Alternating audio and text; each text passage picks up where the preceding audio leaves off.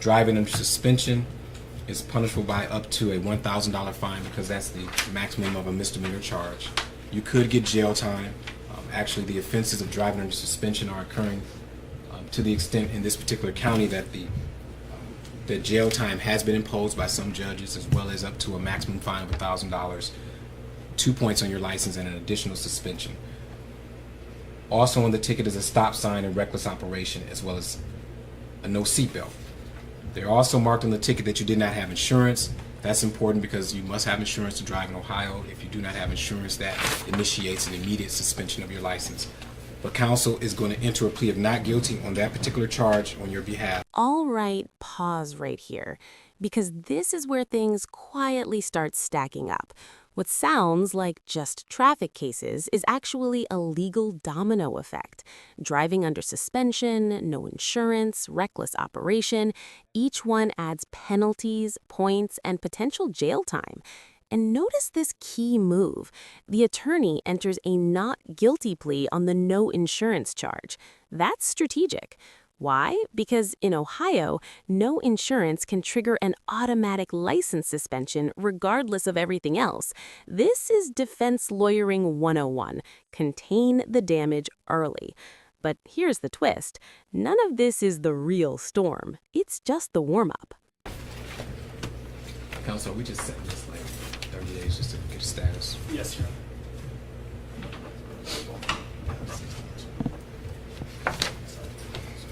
This one too. And then also there's 16 TRD 01027. That's a driving without a valid license and a stop sign from May 8th, 2016. That was also marked no for insurance. Everything that I mentioned about the driving without a valid license still applies to this particular case too. We're going to maintain not guilty on both of those, and we're going to set those out so that we can deal with them at a later time with this particular attorney who will be present. Then we have the felony case, which is 18 CRA 01162. The City of East Cleveland versus Cody Gibson. And this is alleging an aggravated murder. There are 2 counts in violation of 2903.01. In regard to those particular cases, you have a right to remain silent, which means you don't have to say anything at all. You do have an attorney present. If you want to hire your own attorney, I can give you that opportunity. You also have a right to what's called a probable cause or a preliminary hearing. That's a hearing for the purpose of the city to indicate to the court that a felony was committed in the City of East Cleveland and that you are connected to it to the point where I have to send it to the county because this is a misdemeanor court. You can elect to have that hearing, or after speaking with your attorney, you can elect to waive that hearing. If you waive the hearing, you are not admitting any guilt.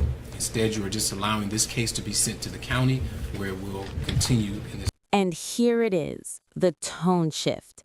We just went from traffic court to life-altering felony territory. The judge is now explaining a preliminary hearing, and this part is critical.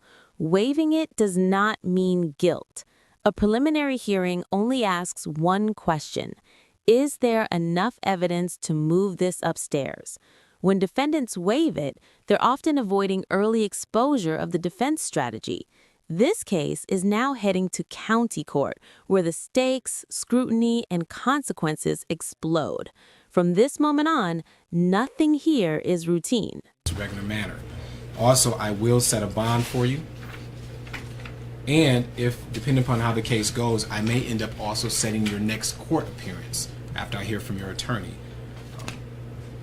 You've had a chance to speak with counsel, Mr. Humphrey, correct, sir? Yeah. All right. On behalf of Mr. Gibson, counsel.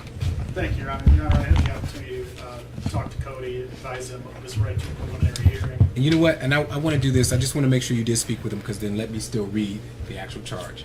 So thank you for that. Mr. Gibson, the charge is the aggravated murder charge. And on this, they put a specification that could indicate, as opposed to just facing the possibility of 3 to 11 years in prison, they're also indicating that this may be a specification where they would be seeking the death penalty and or life in prison. The maximum fine for these types of offenses would be $25,000, could be as low as $15,000. If it's an aggravated murder that ends up being the way the case is resolved. This is the point where the courtroom air gets heavy. prior calculation and design isn't just legal wording, it's intent plus planning, and that single phrase is what unlocks death penalty specifications. Let that sink in. The judge isn't sentencing here, but by reading this aloud, the court is officially putting the defense on notice. Life without parole or death is on the table. And moments later, a $5 million bond. That's not about release. It's about detention without saying the words. From traffic violations to a bond number most people can't even visualize. That's how fast the system can shift. That could be a $100,000 fine. The complaint states specifically that on or about the 10th day of October 2018 in the city of East Cleveland, Cody Gibson did knowingly, purposefully, and with prior calculation and design cause the death of Paul Bradley while committing or attempting to commit aggravated robbery and aggravated burglary. There's a second count with the same possible penalties, stating that on or about October 10th, 2018 in the city of East Cleveland, you did, Mr. Gibson, knowingly, purposefully, and with prior calculation and design cause the death of Paris Bradley while committing or attempting to commit aggravated robbery and aggravated burglary. Counsel now, I'm sorry. Thank you, Your Honor. Your Honor, I did have the opportunity to talk with Cody about his right to a preliminary hearing, as well as the evidence that was presented to me in my conversation with the assigned detective on the case. Based off of that conversation with Cody, at this time, he's going to waive his right to a preliminary hearing, maintains his absolute innocence in this, and we would defer to the court regarding bond, Your Honor. All right. So with the waiver of the preliminary hearing being accepted, I'm going to set an initial appearance for Mr. Gibson. It'll be November 19th, which is Monday, 9:45 on the 12th floor of the Justice Center. And I'll give you that reminder, sir. Detective, on the issue of bond. Judge, for the record, Detective Ken Lundy, with respect of Mr. Cody Gibson, 21-year-old black male with a 7-cycle arrest history, with 1 conviction. We're going to respectfully request a bond of $5,321,770, consistent to his co-defendant. Counsel? We'll defer to the court, Your Honor. Okay, I will keep the bond consistent to the bond that we set for the co-defendant. And let me see.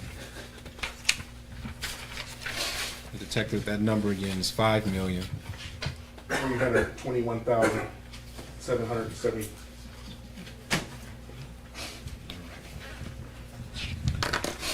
So again, the bond will be set in that amount. The court date is for Monday. And as far as it looks like we have those other cases that'll be set out. Counselor, are any of the traffic cases? No, they're not at all the same date, so that's fine. Mr. Gibson, good luck. You can have a seat.